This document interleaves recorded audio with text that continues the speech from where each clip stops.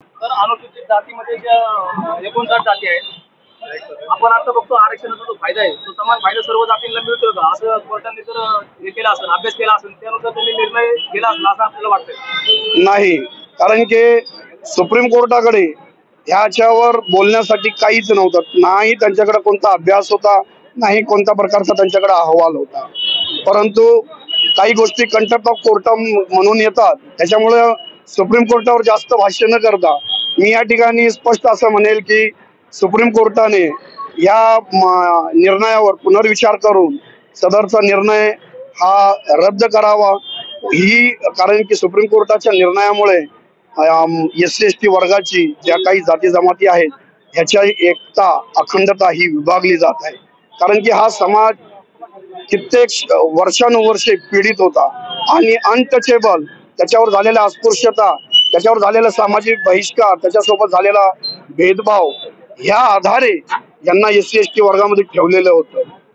तर मान्य सुप्रीम कोर्टानं ह्या गोष्टीची आणि जनभावनेची त्या ठिकाणी दखल घ्यावी आणि आपण ज्याला म्हणतो सुमोटो त्या पद्धतीनं सुप्रीम कोर्टाने याची दखल दखल घ्यावी व सदरचा निर्णयावर पुनर्विचार करावा, मी अशी विनंती करतो.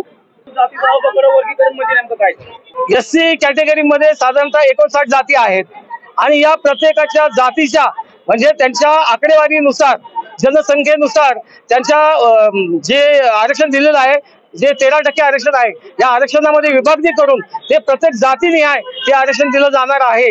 परंतु याच्यामध्ये जर सगळ्यात मोठी गोष्ट म्हणजे जी त्रुटी आहे ही समजून घेणं अत्यंत गरजेचं आहे. समजा एखाद्या मातंग समाजाचे आमचे बांधव आहेत, याच्यामध्ये समजा त्यांना 5% का उदाहरण म्हणून पाहिलं आपण 5% आरक्षण त्यांना दिलं गेलं, परंतु जर समजा त्यातील 4%च मुलांनी त्याचा उपयोग घेतला तर 1% जो आहे हा टक्का डायरेक्टली ओपन मध्ये जाणार आहे.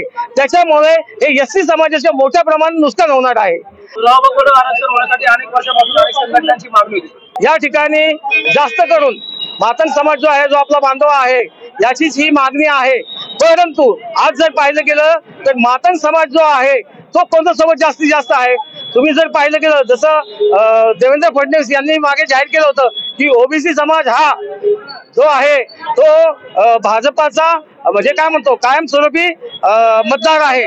तसंच आज आमच्या मातंग बांधवांची दिशाभूल करून त्या मातंग समाजाचं सगळं जे मतदान आहे ते त्यांच्या बाजूने कशा प्रकारे फिरलं जाईल यासाठीच या भाजप सरकारची ही खेळी आहे. आणि त्यामुळं मातंग समाजाचे आमचे जे बांधव आहेत ज्यांना याबद्दल काही कल्पना नाही किंवा समजत नाही, अशा लोकांना पुढे करून त्यांच्या पाठीमागे त्यांना भडकवण्याचं काम हे जे भाजप सरकार करत आहे. आणि त्याच्यामुळंच हे आमचे बाकीचे बांधव आहेत हे यामध्ये आरक्षणामध्ये हिस्सेदारी मागत आहेत. निवडणुकीच्या पार्श्वभूमीवर असं निर्णय झाले असं वाटतं? 100% हे सगळं जे चाललेलं आहे हे सगळं निवडणुकीच्या पार्श्वभूमीवर चाललेलं आहे.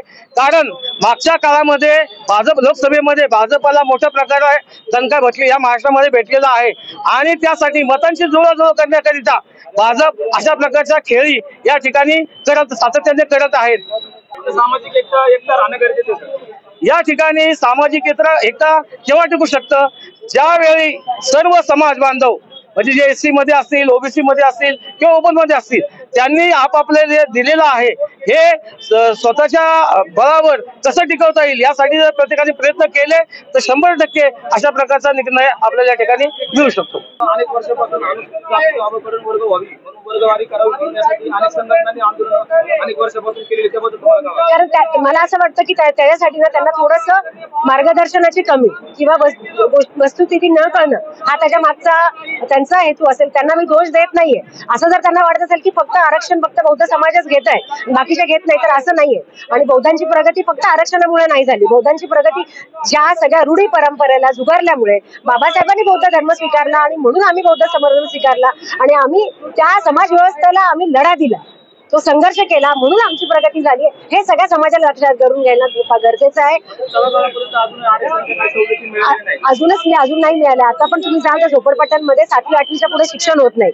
अजून पण आपल्या ज्या बायका ज्या कामाला जातात, घरकाम करतात, त्या सगळ्या ह्या समाजाच्या असतात. मग त्या ह्याच्यावरून लक्षात घेतलं पाहिजे आपण आरक्षणात किती प्रगती केली. जर असं असलं तर शिक्षण खालपर्यंत पोहोचलं असतं. एखादा अधिकारी आरक्षणाचा जो फायदा घेतो ना, तो त्याच्या पुरता आरक्षणाचा फायदा त्याच्या परिवारासाठी करतो, पण ते तळागाळातला जो आपला वंचित समाज आहे त्यासाठी तो प्रयत्न करताना दिसत नाही. आता त्याचं कारण असं आहे की एक साधारण जी समाजाची आपली प्रवृत्ती असते की माझं घर झालं म्हणजे प्रश्न संपला, त्यासाठीच बाहेर येणं गरजेचं आहे. बाबासाहेबांनी काय सांगितलं होतं की तुम्हाला जर हे जमलं नाही तर थांबू नका, तुम्हाला पुढे जाता नाही आलं तरी चालेल पण मागे नका हो. आज समाजात सपोज आता मी डॉक्टर झाली, माझ्या समाजातली माझ्या पिढीतली आमची पिढी पहिली ज्यांनी आरक्षण घेतलं, माझ्या आधीच्या पिढीला आरक्षण मिळालं नाही आणि आता नंतरच्या पिढीला आरक्षणाची गरज नाही. सुप्रीम कोर्टाने जो निकाल दिला तो निकाल सरळ या बीजेपी सरकारच्या इशाऱ्यावरती दिलेला असं आम्ही मानतो. सातत्याने महाराष्ट्रातल्या आणि देशातल्या घटनांवरती सुप्रीम कोर्टाने ज्या पद्धतीने निकाल देतोय त्यातून हे स्पष्ट आहे की सुप्रीम कोर्ट बीजेपीच्या हातचं भावलं बनलंय का हे यातनं स्पष्ट होत आहे. सुप्रीम कोर्टाकडनं खरं तर न्यायाची अपेक्षा असताना त्यांनी केवळ निकाल देण्यात धन्यता मानलेली ही बाब देशासाठी घातक आहे. ज्या पद्धतीने SC STच्या वर्गीकरणात जो निकाल दिलेला आहे त्यातून SC मधल्या जातीमध्ये भांडण लावण्याचं काम त्यांनी केलेलं आहे. त्याच्यामध्ये दुसरी एक क्रिमिनलची जी अट टाकलेली आहे त्या अटीमधून या दलितांना किंवा SC ST आदिवासींना परत एकदा देशोधडीला लावण्याचं आणि गुलाम बनवण्याचं जो षडयंत्र यांनी आखलेलं आहे त्या षडयंत्राला वंचित बहुजन युवा आघाडी पिंपरी चिंचवड शहर हाणून पाडण्यासाठी हे मोठ्या आंदोलनाची जी भूमिका घेतलेली आहे त्या भूमिकेला आम्ही आज सगळ्यांना आवाहन करणार आहे शांततेत बंद करण्याचं आणि त्यासाठी प्रयत्न करणार आहेत.